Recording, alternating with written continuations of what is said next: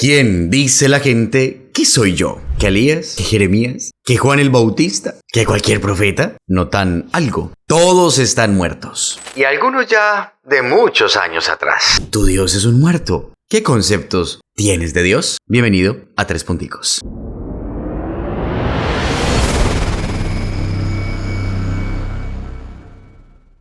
La liturgia de este domingo nos presenta un texto sobre el que se fundamenta la existencia de la única santa iglesia querida por Dios, fundamentada sobre San Pedro. Pero en el preámbulo de esta maravillosa y católica declaración de Jesús sobre la iglesia, encontramos un diálogo muy importante sobre la identidad de Jesús. ¿Quién piensa la gente que es Jesús? Y casualmente, todos lo confunden con un profeta muerto. Pedro, por supuesto, tiene su protagonismo al negarlo de la gente. No al afirmar que él era el Mesías, sino que era el Hijo de Dios vivo. El Dios que vive, o el Dios viviendo. Pasado, presente, futuro. Como aparece textualmente en el griego. ¿Y tu Dios está vivo o está muerto? Primer puntico, Elías. El primer muerto con el que comparan a Jesús es quizás el signo profético más importante del Antiguo Testamento. Este profeta lo conocemos ampliamente en el libro de los Reyes. Elías se enfrenta a un Israel corrupto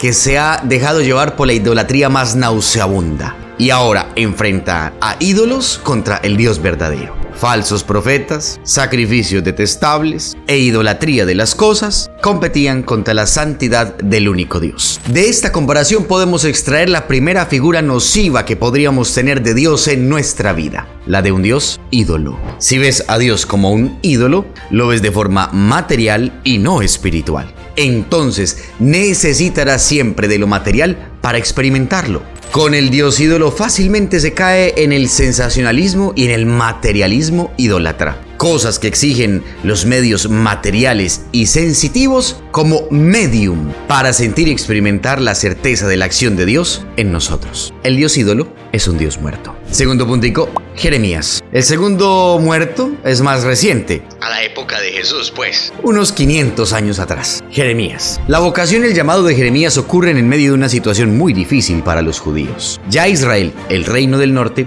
había caído hace unos 2 siglos en manos de los asirios. Y ahora, Judá, el reino del sur, está sitiado por los babilonios, ante continuos fracasos de intento de paz. Cuando el pueblo está compungido y doloroso, Dios envía a Jeremías a profetizar castigo. El castigo inminente de Dios a través de la mano de los babilonios. De esta figura extraemos otra imagen negativa de Dios, un Dios castigador. Esta no es una cosa nueva en el Antiguo Testamento. La ira de la justicia de Dios se ve de pasta a pasta en la Sagrada Escritura. Pero la comparación de Jesús con Jeremías podría esconder un profundo miedo que se puede tener a la justicia de Dios. Aquí el peligro es doble. Por un lado está el de ver a Dios como un castigador inmisericordia. Entonces nos movemos a actuar por miedo y no por amor.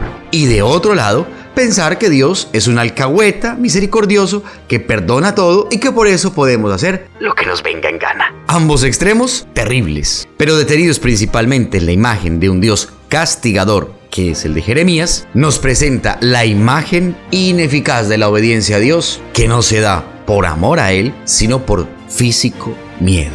Quien ve a Dios como un castigador y obra por miedo, entonces ve a un Dios muerto. Un Dios castigador es un Dios muerto que sigue matando. Tercer puntico, Juan el Bautista. Finalmente, la comparación más cercana es la del muerto más reciente, Juan el Bautista. La figura de Juan el Bautista es la bisagra precisa que une el profetismo del Antiguo Testamento con el anuncio del reino de Dios de Jesús. Por eso el anuncio de Juan el Bautista presenta un mensaje de conversión para prepararnos para la llegada del Mesías, de forma que este Mesías líder encuentre al pueblo dispuesto y preparado. Es preciso que digamos que para Juan el Bautista tampoco era claro el modo y la forma como Jesús iba a operar su mesianismo, y entonces ocurriese así la liberación de Israel. Por eso llena al pueblo de la esperanza de un caudillo, un líder, un restaurador, como lo anunciaban las profecías del Antiguo Testamento. Aparece entonces aquí la imagen de ver a Dios como a un líder que se sigue. A simple vista, parece que no hay ningún problema con ver a Dios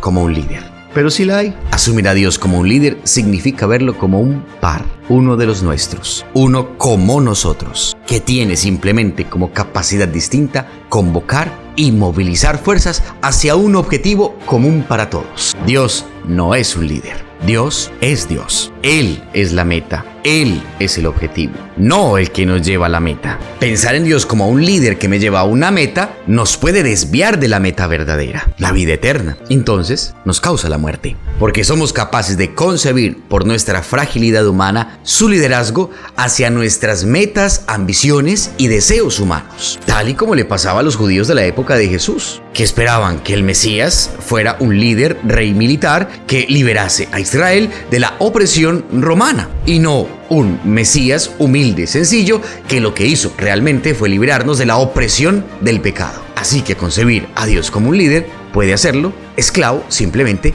de mis deseos, y mis deseos pueden llevarme a la muerte. Un Dios líder es un Dios muerto. San Pedro entonces descubre que Jesús no es un Dios muerto, es el Hijo del Dios vivo, del Dios viviente. No es un ídolo, no es un castigador, tampoco es simple y llanamente un líder. Es un viviente que puede todo, lo hace todo, lo consigue todo. Es justo y misericordioso, y que además su acontecimiento kenótico de rebajarse hacia nuestra dignidad humana no lo hace uno de nosotros. Nos explica cómo llegar hacia la divinidad de Él. La forma en cómo concebimos a Dios es clave para nuestra relación con Él. ¿Quién es Dios para ti? Feliz semana en el Señor y hasta los próximos 3 puntos.